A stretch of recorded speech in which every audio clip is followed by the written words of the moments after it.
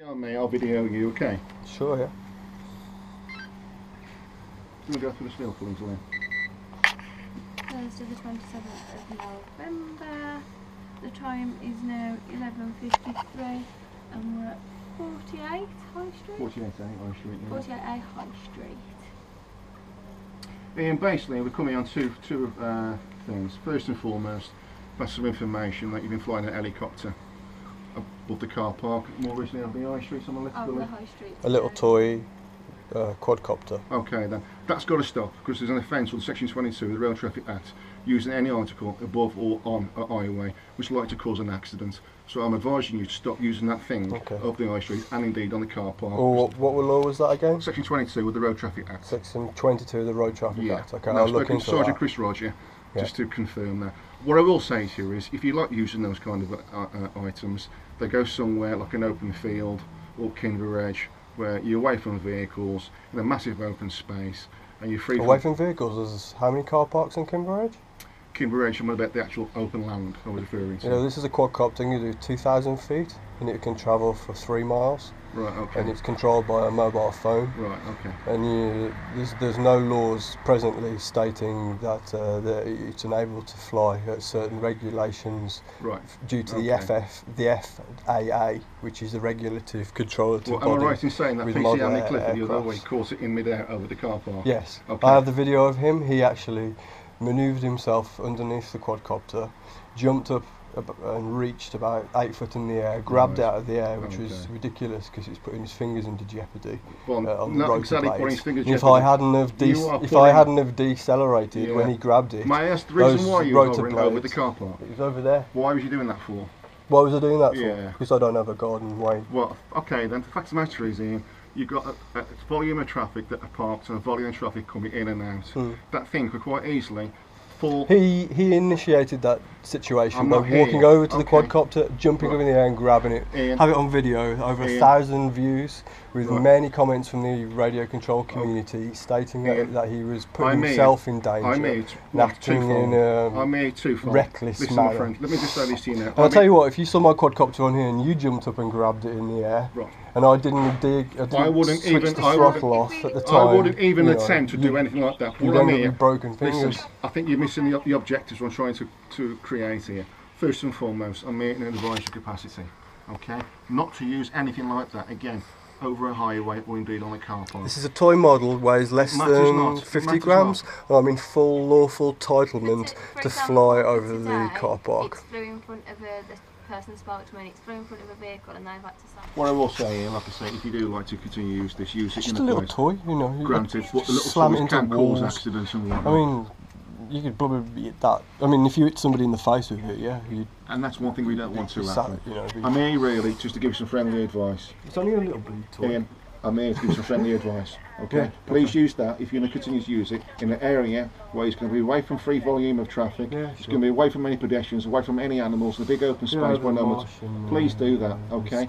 And also, if you could, keep away from this Sean Evans. And if I'm not saying that you have, don't get me wrong, but you have to. John Evans. What we need to do is to make sure that you are fully compliant with your provisional licence, that you're not allowed to ride anyone back in your pillion. Of course. Okay then. Now I want to clear the confusion regarding the fact I've been done for riding with a pillion when I was 16. So you know the situation. With 3 points. You said to me minutes ago, why'd you come back as me having no licence? I gave the details to them. For whatever reason, they do the digging, they come back to me, which is why I asked you about your licence. Would you give me your provisional licence, and I'll thank you for that, okay? I'm insured, and whenever the number plate recognition in the high street or wherever on vehicles, I come back as me being insured till next year. Yeah. So I can't see why. Okay. Well, you need to make it clear and understand, we're not here to have a go at you. I'm here to advise you. Right? I'm trying to protect you. I won't rip it around the high street again. Not the high street or the car park, on a field, away from houses, away from cars, away from people, away from animals. Sure. Any windows. Yeah. Okay. But, I mean, I've been studying the law regarding quadcopters and stuff, and there's a bit of a grey area with it at the moment. A guy flew over Manchester City's football ground and filmed from above, and he was arrested and then he was released because they couldn't actually pin anything on him other than endangering the public sort of thing. And that's exactly what we're trying to... But it's only a perceived danger to the public. He didn't actually cause any danger to the public. We want to remove that threat away of being a danger to the public, which is why we're advising you not to use it on the car park or any highway. That was like over 1,000 It matters pound. not. Anything can fall out the It sky. weighs like a kilo. Yeah.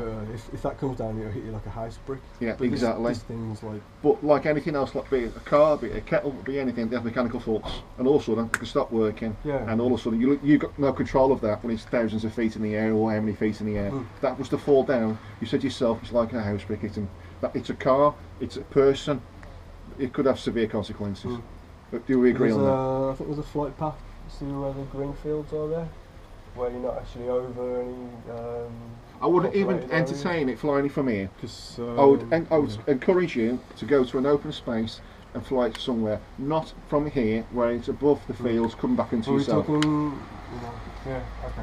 Okay, so you can't throw from here because that run the risk of you losing control of that thing and causing an accident. Yeah. Okay, so do it in an open field where you're big open space. I flew in the high street. I was down by the bench and I was floating. Yeah, you shouldn't be doing that, my friend. Going underneath the lights. So, do we have your assurance now that you're not going to be using that anywhere near road or on this car park, or not from your home address? I won't be using it anywhere near the road. And you'll be doing an open field where you're away from traffic, away from roads, etc. When there's nobody on the car park late at night or something, and it's not going to cause a problem, I might just take it over the back. I wouldn't even suggest you do it late at night, simply because you may lose control of that, and cars do come here on the night time because it's an open car park, there's no barrier, so people come on the car park 24/7. We just want to make sure that you don't create an incident which you're controlling. Yeah, and you're controlling that helicopter. If you were to lose control of that helicopter for whatever reason, or the mechanism falls flat on it, you run the risk of causing severe accidents, if not injury. So please take on board what I'm saying to you. Use it in an open field, away from roads, away from traffic, away from pedestrians, away from houses. That way, the threat of an injury is removed completely. If I did injure somebody with it, what law would I be breaking? Well, again, it would probably constitute an accident, but again, irrespective any laws or not, what you're doing is you're in control of that thing, solely no one else. So you're responsible for that thing. However, if it causes an accident under the Road Traffic Act, then you're liable for that. Not saying it hit somebody. Well, we don't want to think about hitting somebody. I'm here to tell you what I think you should be doing. Yeah, I was just wondering, because you're a law enforcer, I was just wondering what law you're trying to enforce.